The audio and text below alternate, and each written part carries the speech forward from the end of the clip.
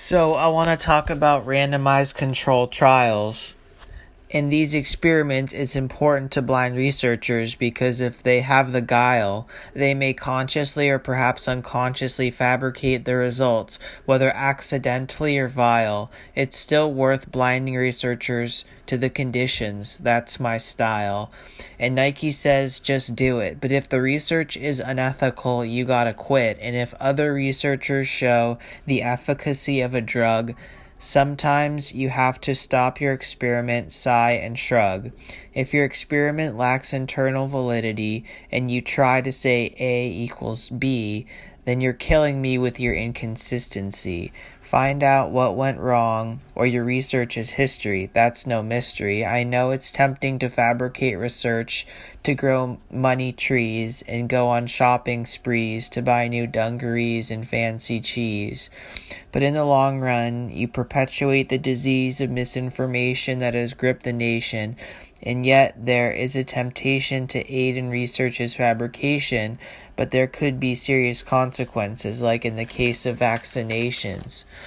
And if a researcher sends you a birthday card, it's probably because study retention is hard.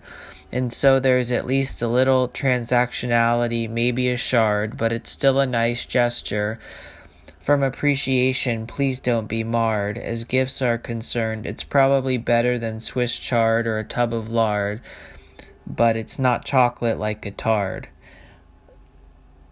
A district divided in a partisan way is gerrymandered, and they say RCTs are the gold standard. But the randomized control doesn't necessarily equate to a sample that's rando. There are tons of potential confounders, even within twin bros, and so back to the drawing board I often go. They say science is an iterative process. I don't really know what that means, I confess. But it does sound like progress, or not. You may not fail to disprove the null, but at least you gave it a shot. The battle for significance can be hard fought, but try to have integrity, not conclusions that are fraught. And science is inherently biased, situated in these human containers. Perfect objectivity, I don't buy it. But hey, we're qualifying our statements as COVID-19 forces us into basements filled with laundry lint. Reading all that's fit to print, that's not peer-reviewed. Well, okay, you're excused. Don't delay, download Mendeley or EndNote, but if it's the latter, then please don't. I'm just kidding. Whatever you want to do your article collection's bidding is what's fitting. You've got APA with all those names, and AMA with numbers, no games. It's straightforward, simple and plain. And if saving space is your objective, your best option remains AMA. It's here to stay, and it's largely above the fray, and unlike APA, it's usually the same as it was the other day. And let me say another word about ethics. Does the benefit outweigh the risk? That depends. Are we talking about cancer or a herniated disc?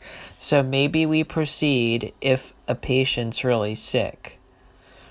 We use data to triangulate, make sure we get the correct aggregate, and we employ multivariate analysis to ensure confounders don't leave us in paralysis.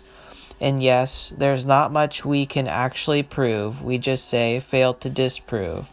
This is good to remember. It will certainly behoove you to know how to qualify what the data appear to show. Shout out to numero uno, Jon Snow. One cannot make claims without evidence. Citations must be prevalent if your research is to be relevant.